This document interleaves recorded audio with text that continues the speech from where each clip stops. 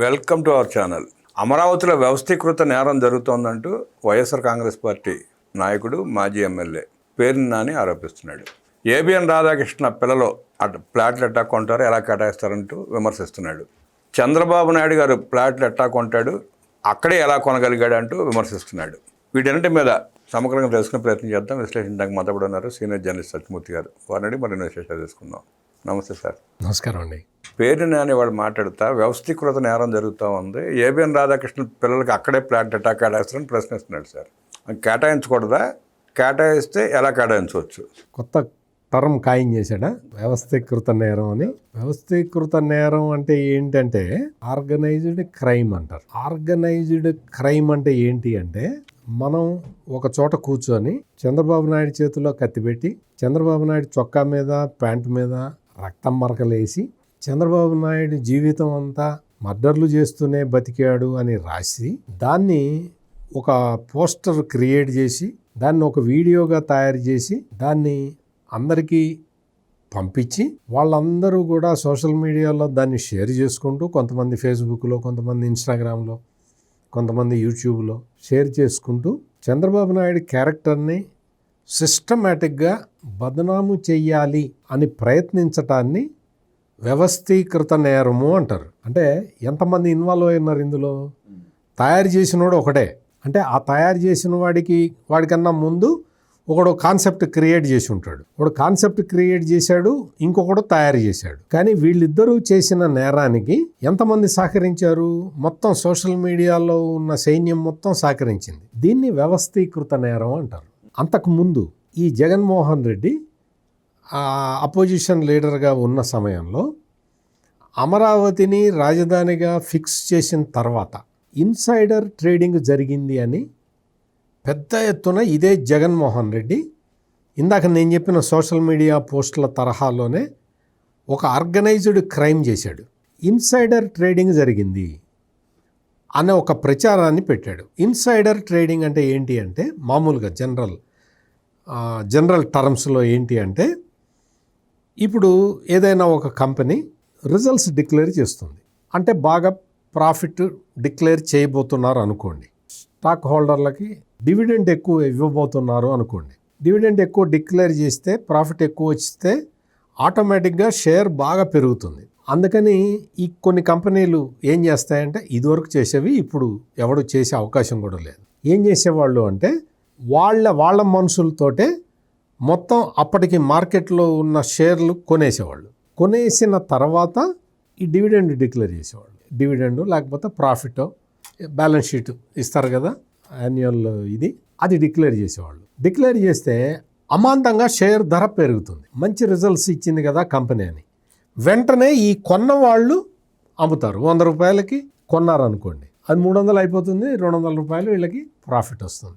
This is called insider trading. దీన్ని SEBI వీళ్ళందరూ కలిసి ఆపేశారు. అటువంటివి జరగటానికి వీలు లేకుండా ఇది ప్రూవ్ అయితే అసలు ఆ కంపెనీ మొత్తాన్ని బ్లాక్ లిస్ట్లో పెడతారు. అంత స్ట్రింజెంట్ రూల్స్ వచ్చినాయి.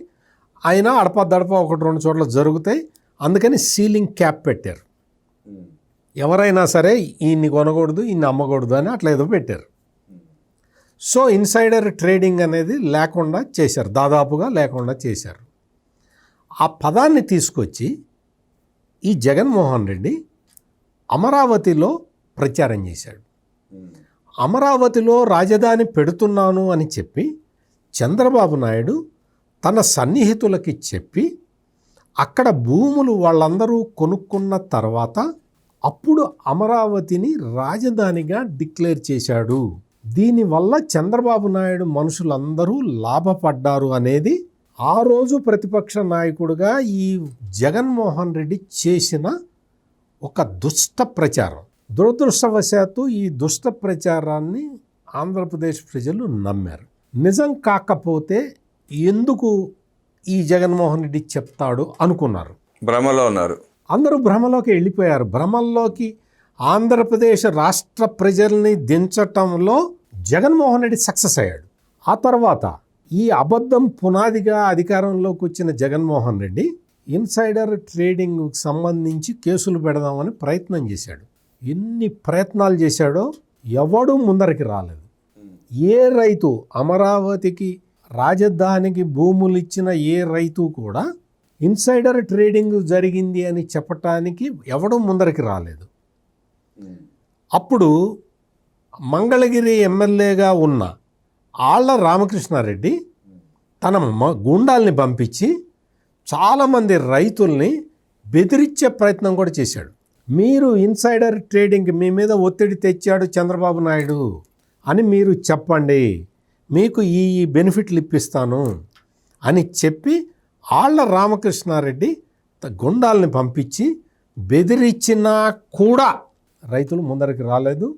మమ్మల్ని ఎవరూ బెదిరించలేదు, మమ్మల్ని ల్యాండ్ పూలింగ్కి మేమే స్వచ్ఛందంగా ఇచ్చాము అని చెప్పారు తప్ప మమ్మల్ని అమ్మమని కానీ లేదు వాళ్ళు కొంటామని కానీ ఎవరు మా మీద ఒత్తిడి తీసుకురాలేదు అనే మాటకి అమరావతి రైతులందరూ కట్టుబడి ఉన్నారు. వాస్తవం కూడా అదే కదా సార్. రైతులు ఇష్టపూర్వకంగా అమ్ముకున్న ప్లాట్లు ఎవరన్నా కొనుక్కుండొచ్చు, కానీ బలవంతం పెట్టుకు అమ్మే అంత పిచ్చాళ్ళు కాదు కాదు. ఇప్పుడు ఈ ఇన్సైడర్ ట్రేడింగ్ కేసు కోర్టుకు వెళ్ళిన తర్వాత హైకోర్టు ఏం చెప్పింది అంటే అసలు ఇన్సైడర్ ట్రేడింగ్ అనే పదం దీనికి అప్లికబుల్ కాదయ్యా, ఇక్కడ జరగటానికి అట్లా జరిగింది అనడానికి మీ దగ్గర ఆధారాలు లేవు, మీరు కేసే కట్టలేకపోయారు అని చెప్పి ఆ కేసును కొట్టేవతలు పడేశారు. ప్లస్ చివాట్లు పెట్టారు, ఇటువంటి చెడు ప్రయత్నాలు చేయమాకండి అని కూడా చివాట్లు పెట్టారు. ఈ నేపథ్యంలో ఇప్పుడు అక్కడ అప్పట్లో ఆళ్ల రామకృష్ణారెడ్డి ఉండేవాడు, ఇప్పుడు ఆళ్ల రామకృష్ణారెడ్డి లేడు కదా, అందుకని ఈ పేరుని నానిని ఉపయోగించి వ్యవస్థీకృత నేరం అనేది మొదలుపెట్టి ఇచ్చాడు, కొత్త టర్మ్ ఖాయం చేసి. నేను ముందరే చెప్పాను ఆర్గనైజ్డ్ క్రైమ్ అంటే ఏంటో. ఆర్గనైజ్డ్ క్రైమ్ అంటే అది పోస్టర్ కథ. పోస్టర్. ఇంకొక ఆర్గనైజ్డ్ క్రైమ్ ఏంటి అంటే మద్యం పాలసీని మారుస్తాం, మద్యం పాలసీని మార్చి ఆటోమేటిక్గా ఆర్డర్ పెట్టే సిస్టమ్ని ఆ సాఫ్ట్వేర్ని తీసేస్తాం, మనకి అసలు రాష్ట్రానికి సంబంధం లేని వ్యక్తిని ఇండియన్ రైల్వేల్లో పనిచేసే వ్యక్తిని తెచ్చి బ్రివరీస్ కార్పొరేషన్ ఎండీగా మనమే పెట్టుకుంటాం.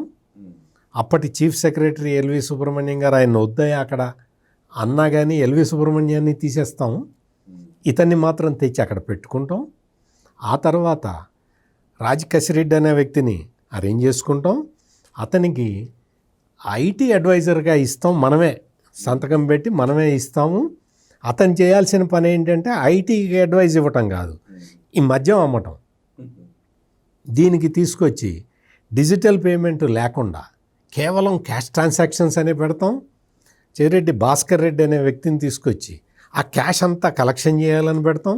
కారుమూరి నాగేశ్వరరావు అనే వ్యక్తికి మంత్రి పదవి ఇచ్చి అతనికి ఈ మద్యం ట్రాన్స్పోర్ట్ కాంట్రాక్ట్ ఇస్తాం. ఆ తర్వాత వీళ్ళందరూ కలిసి ఈ డబ్బులన్నీ కలెక్ట్ చేసి మొత్తం అట్టపెట్టెల్లో పెట్టి తాడేపల్లి డెన్నులో పెడతాం.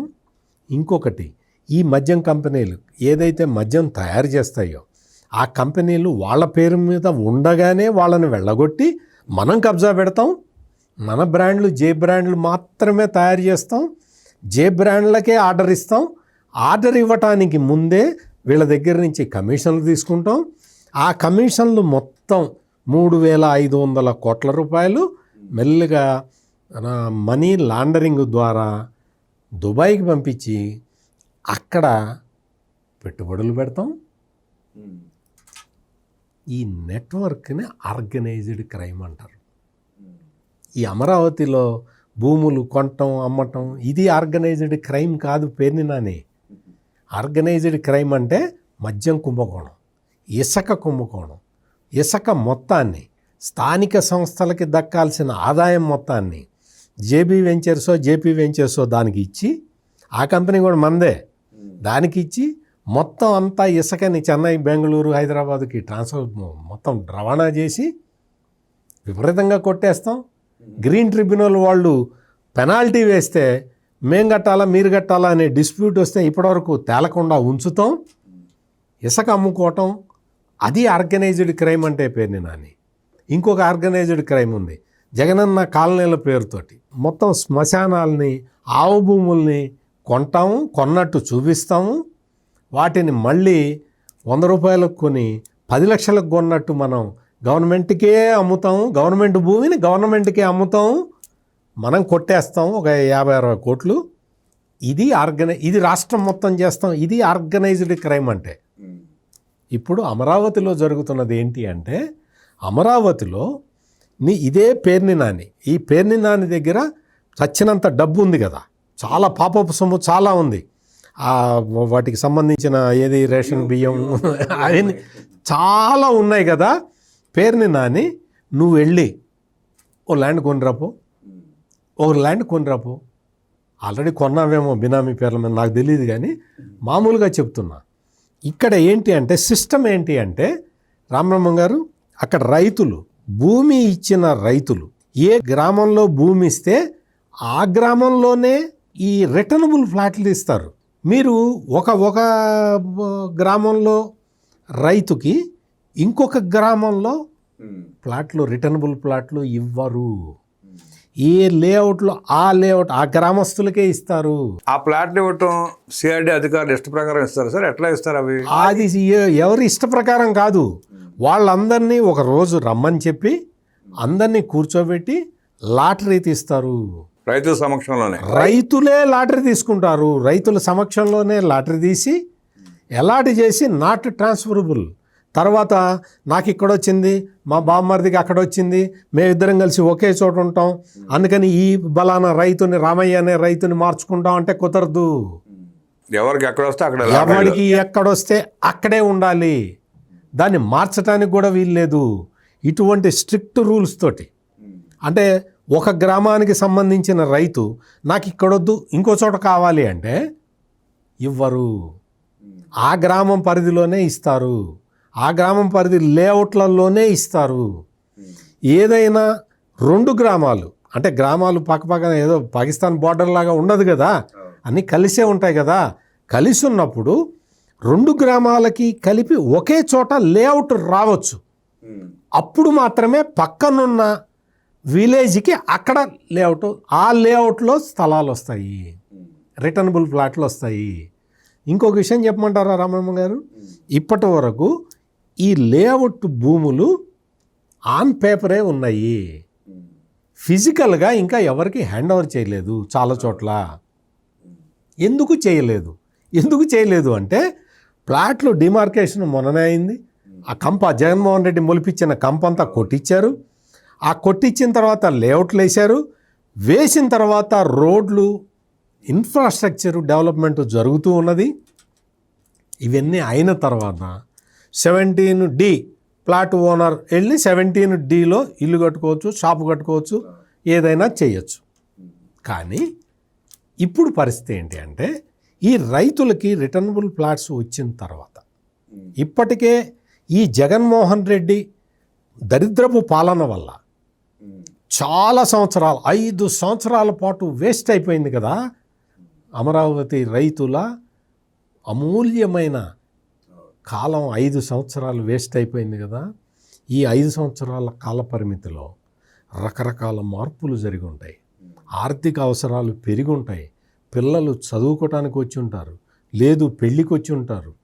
వాళ్ళ అవసరాలు వాళ్ళు తీర్చుకోవటానికి వీలుగా వాళ్ళు ఈ రిటర్నబుల్ ఫ్లాట్స్ని అమ్ముతున్నారు. అవును, ఈ రిటర్నబుల్ ఫ్లాట్స్ ఫిజికల్గా లేవు, ఆన్ రికార్డే ఉన్నాయి, ఫిజికల్గా డెవలప్మెంట్ జరుగుతున్నది. అయినా సరే కొనేవాళ్ళు ఆ కాగితాలన్నీ సరిపోల్చుకొని వాళ్ళు కొనుక్కుంటున్నారు. ఎక్కడ కావాలి, ఎక్కడ వాళ్ళకి రావాలి, తుళ్ళూరులో వాడు నిడమనూరులో కొనలేడు, నిడమనూరులో వాడు వెంకటపాలెంలో కొనలేడు, కొనలేరు. అంటే నాకు నిడమనూరులో కొనాలని ఉంది, నిడమనూరు దగ్గరికి వెళ్ళి అక్కడ మాట్లాడుకొని రైతు అలాటెడ్ ఫ్లాట్, ఇంకా అతను ముందరే చెప్తాడు, కాగితం లెటర్ ఉంటుంది, డాక్యుమెంట్లు ఉన్నాయి, చూసుకోండి అంటే, ఇంకా గవర్నమెంట్ డెవలప్ చేసి హ్యాండ్ ఓవర్ చేయాలి. ముందరే హ్యాండ్ ఓవర్ చేస్తే నువ్వు లైన్ ఇక్కడ తవ్వటానికి వీల్లేదంటాడు, అది రకరకాలు ఉంటాయి కదా. అందుకని మొత్తం డెవలప్ చేసిన తర్వాతే హ్యాండ్ ఓవర్ చేస్తారు. ఈ లోపలే చాలా ట్రాన్సాక్షన్స్ జరుగుతూ ఉన్నాయి, కొంతమంది అమ్ముతూ ఉన్నారు, కొంటూ ఉన్నారు. ఈ ట్రాన్సాక్షన్స్ అంటే ఒకడు 15,000కి కొన్నాడు, వాడు 30,000కి అమ్మాడు, ఇంకొకడు 50,000కి కొన్నాడు, వాడు 1,00,000 రూపాయలకి అమ్మాడు. ఈ మొత్తం ట్రాన్సాక్షన్లో గవర్నమెంట్కి ఆదాయం వస్తూనే ఉన్నది. ఫర్ యువర్ ఇన్ఫర్మేషన్, ఈ ట్రాన్సాక్షన్స్ జరగటం అనేది రాష్ట్ర ప్రభుత్వానికి ఆదాయం వచ్చే విధానం. ఈ ఒక్క కారణమే కాదు, రైతు అవసరాల కోసం అమ్ముకుంటుంటే, లేదు కొన్న వ్యక్తి ఇంకా రైతు అమ్ముకున్నాడు అనుకోండి, ఎవరో మీరో నేనో కొన్నాము, మనకు అవసరం వచ్చింది, లేదు రేట్ వచ్చింది, నేను 15,000కి కొన్నాను, ఇప్పుడు 50,000 ఉంది, నాకు ఈ ప్రాఫిట్ చాలులే అని అమ్ముకుంటా. మీరు కాదంటే, గవర్నమెంట్ అడ్డుపడితే నేను ఆగుతానా? ఇది అక్కడ జరుగుతున్నది రామరమ్మ. అవసరాలు ఆగవు. నా అవసరమే కాకుండా రేటు విపరీతంగా పెరిగిపోయింది, నేను 15,000 పెడితే 50,000 వచ్చింది, నాకు ఈ ప్రాఫిట్ చాలని నేను అమ్ముకుంటున్నాను, నువ్వు ఎట్లా ఆపుతావు? ఇప్పుడు జరుగుతున్నది ఈ సాక్షి పేపరు, ఈ జగన్మోహన్ రెడ్డికి పార్టీకి సంబంధించిన నాయకులందరూ కూడా, చంద్రబాబు నాయుడు కొన్నాడు, బ్రాహ్మణి కొన్నది, లేకపోతే వేమూరి రాధాకృష్ణ, ఆంధ్రజ్యోతి రాధాకృష్ణ కొన్నాడు, రాధాకృష్ణ కొడుకు పేరు మీద కొన్నాడు, ఎవరి పేరు మీద నువ్వు కూడా కొనుక్కోపో వెళ్ళి, వాళ్ళు కొని ఉంటారు. వీళ్ళందరి దగ్గర పాపపు సొమ్ము చాలా ఉంది. ఇంకొకటి, బ్రాహ్మణి కొన్నా లేకపోతే వేమూరి రాధాకృష్ణ కొడుకు కొన్నా వాళ్ళ పేరు మీద వాళ్ళు కొనుక్కున్నారు. ఎన్ని ట్రాన్సాక్షన్స్ జరుగుతూ ఉంటాయి. ఎవరు ఈ పేర్ని నాని, ఈ జగన్మోహన్ రెడ్డి వీళ్ళు కొని ఉండరా? ఇప్పుడు వీళ్ళు అక్కడేదో గొడవ, ఇదేదో గందరగోళం జరుగుతున్నది అని చెప్పి ఒక లేని దాన్ని క్రియేట్ చేసే ప్రయత్నంలో ఈ ఆర్గనైజ్డ్ వ్యవస్థీకృత నేరం అనేదో పెద్ద నోరు తిరగని పదాన్ని తీసుకొచ్చి చెప్తున్నాడు ఈ పేర్ని నాని. అంటే ఇంకా అమరావతి మీద విషయం చిమ్ముతూనే ఉన్నాడు. ఇంకొకటి, ఆ పేర్ని నాని శ్మశానాలు అనే పదాన్ని వాడాడు. మీరు కూడా చూశారు, మొత్తం అమరావతిలో మొత్తం అంతా చూశారు కదా రామరమ్మ గారు. మీకు అక్కడ పరిస్థితి ఎలా ఉందో చూడండి. అక్కడ అన్ని శ్మశానాలే ఉన్నాయా? అంటే గ్రామాలు లేవా? గ్రామాల్లో రైతులు సాగు చేసుకునే భూమి లేదా? ఇప్పుడు ప్రభుత్వం కట్టడాలు కడుతున్న విషయం తెలీదా? చెరువులు సహజంగా ఉన్న కుంటలని పరిరక్షిస్తూ వాళ్ళు చర్యలు తీసుకుంటున్నారే. కుంటలనే పరిరక్షించేవాళ్ళు ఉన్న శ్మశానాలను కూడా తీసి దున్నేసి అవతల పడేసి దాన్ని ఎట్లా చేస్తారండి? ఎందుకు చేస్తారండి? ఆ లేఅవుట్ మీకు అటువంటి అద్భుతమైన స్ట్రక్చర్స్ వస్తుంటే అక్కడ చూడలేక, ఓర్చుకోలేక వాళ్ళెవరో ఇప్పుడు నా దగ్గర డబ్బులు ఉంటే నేను కూడా వెళ్ళి కొనుక్కుంటా. నేను కూడా ఈ జగన్మోహన్ రెడ్డి ఇంటి పక్కనే ఉంది, ఖాళీ స్థలం ఉంది, గవర్నమెంట్ స్థలం ఉంది, గవర్నమెంట్ది కాదు, ఎవరిదో వేరే వాళ్ళది ప్రైవేట్ది ఉంది, ప్రైవేట్ ల్యాండ్ ఉంది. ఈ ప్రైవేట్ ల్యాండ్లో హెలిప్యాడ్ పెట్టుకోవాలని చెప్పి జగన్మోహన్ రెడ్డి ఏం చేశాడు? ఆ ఓనర్ని ఎట్లా బెదిరించాడు?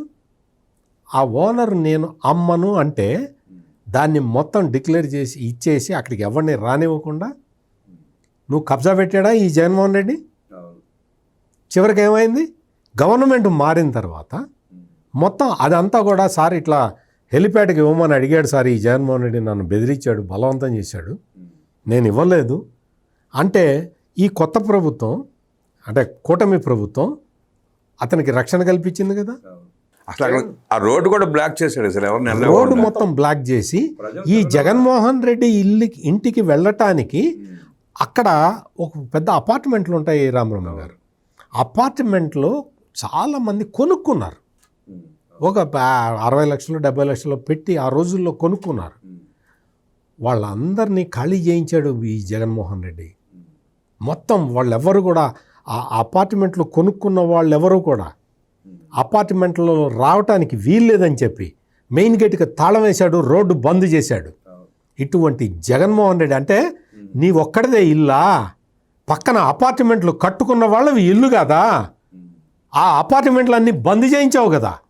నీ ఇంటి పక్కన నీ హెలిప్యాడ్కి నువ్వు అతని ల్యాండ్ అమ్మలేదని చెప్పి అతన్ని నానా ఇబ్బందులు పెట్టావు కదా. నీలాంటి కిరాతక పనులు ఇప్పుడు ఎవరన్నా జరుగుతున్నాయా? ఎక్కడన్నా చేస్తున్నారా? ఆ ఇంటి ప్యాలెస్ ఎదురకుండా 30 మంది నిరుపేదలు ఇల్లు కట్టుకుని ఉంటే అవి కూడా పీకేశాడు సార్. అక్కడి నుంచిట మొత్తం రాకెట్ లాంచర్ తీసి కొడతారట జగన్మోహన్ రెడ్డిని. అందుకని చెప్పి పేదవాళ్ళు ఇక్కడ ఉండకూడదని చెప్పి వాళ్ళని ఎళ్ళగొట్టి మొత్తం ఒక 30 అడుగులో 40 అడుగుల ఎత్తున గడ్డర్లు వేసుకొని బతికాడు ఈ జగన్మోహన్ రెడ్డి. అంటే ఎందుకు చెప్తున్నానంటే నేను అమరావతి రైతులకు సంబంధించి ప్రత్యక్షంగా వాళ్ళ ఆవేదన వాళ్ళ జీవితాలు ఎట్లా ఎంత గాలిలో దీపంలాగా ఎట్లా మార్చేశాడో ఈ జగన్మోహన్ రెడ్డి చూసిన వ్యక్తిగా నేను ఆవేదనతో ఈ విషయాలు మాట్లాడుతున్నాను రామమ్మ గారు. నేనేదో నాకు అక్కడ ల్యాండు లేదు, నాకు కొనే అవకాశం కూడా లేదు. ఎందుకంటే వాళ్ళు చేసిన పనులు ప్రతి ఒక్కరి కడుపు మండేలా ఉంటుందండి. మండేలా. అందుకని ఇంత దారుణంగా వాళ్ళు కొన్నారు, వీళ్ళు కొన్నారు. నువ్వు చేసిందేంటి అంటే ఇటువంటి కార్యక్రమాలని, ఈ తప్పుడు ప్రచారాన్ని ప్రజల్లో విస్తృతంగా తీసుకెళ్ళి మళ్ళీ కూటమి ప్రభుత్వాన్ని ఇబ్బంది పెడదాము అన్న ఒక దురుద్దేశపూర్వకంగా ఈ తప్పుడు ప్రచారాన్ని చేస్తున్నారు. ఇది ఎవరు నమ్మట్లే. అక్కడ ఆ ఊళ్ళలో అమరావతి క్యాపిటల్ రీజియన్లో ఉన్న వాళ్ళందరికీ ఈ విషయాలన్నీ ఇప్పుడు నేను చెప్పిన విషయాలన్నీ అందరికీ తెలుసు. వాళ్ళకి నిజాలు తెలుసు కాబట్టి మాట్లాడట్లే వాళ్ళు ఎవరు మాట్లాడలేదు. వాళ్ళని ఎంత రెచ్చగొడదామని చూసినా వాళ్ళు రెచ్చిపోవట్లేదు. కారణం ఏంటంటే ఈ సాక్షి పేపర్లో రాసేవి వైసీపీ నాయకులు చెప్పేవి అన్నీ అబద్ధాలు కాబట్టి. జగన్మోహన్ రెడ్డి చేసిన వ్యవస్థీకృత నేరాల గురించి, అమరావతిలో ప్లాట్ల గురించి అనేక విషయాలు మనకు తెలియజేసిన సత్యమూర్తి గారికి ధన్యవాదాలు తెలియజేస్తూ నమస్కారం. నమస్కారం.